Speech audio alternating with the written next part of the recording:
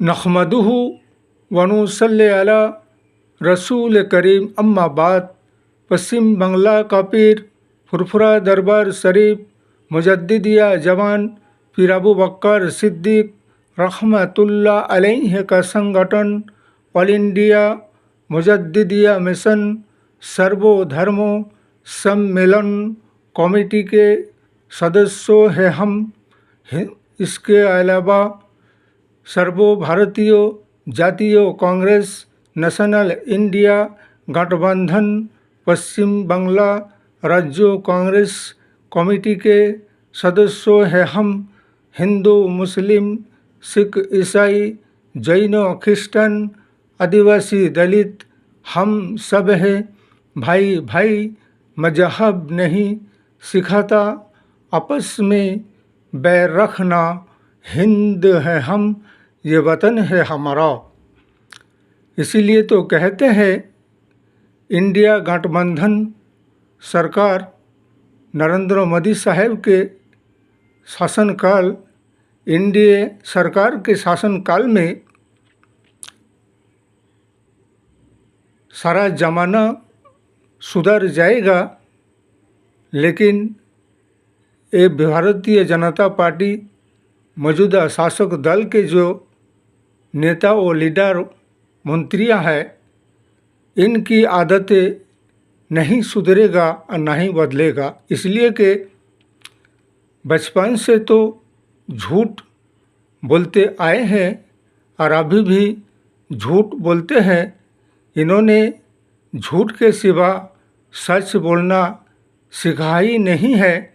इसलिए कि जब सच्चाइयों का सामना होता है तो उसे दामन बचाकर भागने की कोशिश करने लगता है। इसलिए कि 2014 से लेकर अब तक के 2024 और फिर एनडीए सरकार गठबंधन एनडीए, इसलिए कि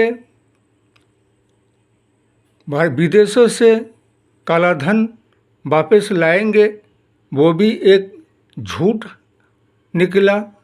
इसके बाद 2 करोड़ लोगों को रोज़गार हर साल दिलाएंगे, ये भी एक झूठ निकला। इसके बाद जो भी योजनाएं आइन कानून पास किया अग्निवीर, वो भी लोगों को 4 साल तक के नौकरी देने के बाद फिर रिटायर कर देना और फिर उन्हें बेरोज़गार बना देना, ये भी एक झूठ। और फिर नोटबंदी के बाद 50 दिन की समय मांगना, उसके बाद देश के विकास के आर्थिक हालात को बदलने की बात, वो भी एक झूठ निकला। इसी तरह से और कहाँ तक राष्ट्र और देश के जनगण को झूठ बोल बोल कर बेवकूफ़ बनाते रहोगे और जनगण तुम्हारे ये झूठे वादों पर और झूठ बातों पर यकीन और विश्वास कर कर कब तक चलते रहेंगे। इसीलिए संसद में जब विपक्ष और विरोधी पक्ष सच्चाई को सामने लाकर रखते हैं तो ये शासक दल सच्चाई से दामन बचाकर इस कदर भागने लगता है। अरे कभी तो सच्चाइयों का सामना करो और सच बोलना सीखो। इसलिए कि बचपन से झूठ बोलते आए हो और अब भी झूठ बोलते जा रहे हो।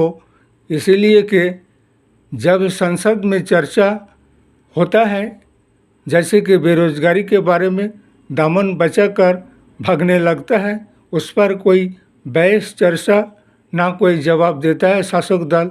जब पेपर लीक के बारे में संसद में नेशनल इंडिया गठबंधन इसका सवाल चर्चा में लाता है, तब भी दामन बचाकर भागने लगता है और फिर तरह तरह की बातों को, इधर उधर की बातों को उठा के लाकर विपक्ष और नेशनल इंडिया को बदनाम करने की कोशिश करने लगता है।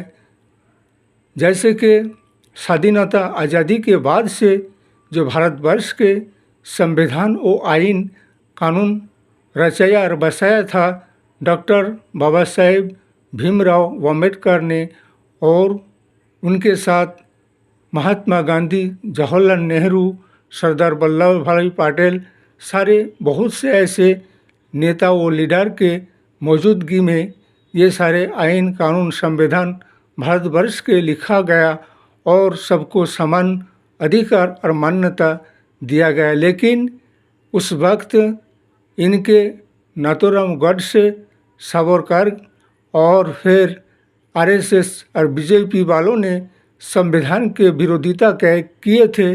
और अब जब कोई बात उनके ऊपर आते हैं तब वो संविधान की बात करने लगता है।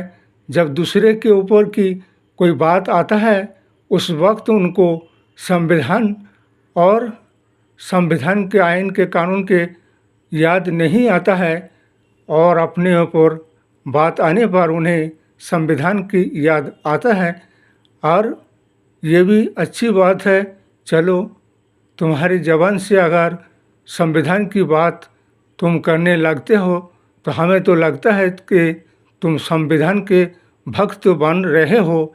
इसीलिए नेशनल इंडिया गठबंधन, सर्वभारतीय जातीय कांग्रेस हमेशा ही इंसाफ के, न्याय के और सच्चाई के आवाज़ को उठाते हैं और जनगण को उसके अधिकार और हक और न्याय और इंसाफ दिलाने की बात करते हैं।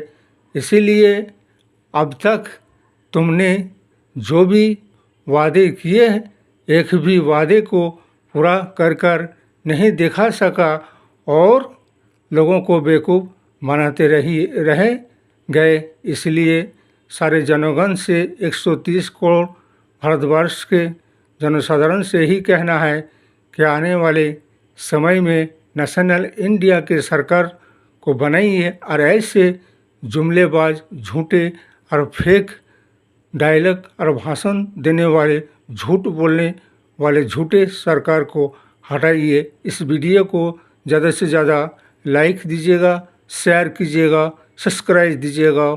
जय हिंद, जय भारत, मोहम्मद आसिफ।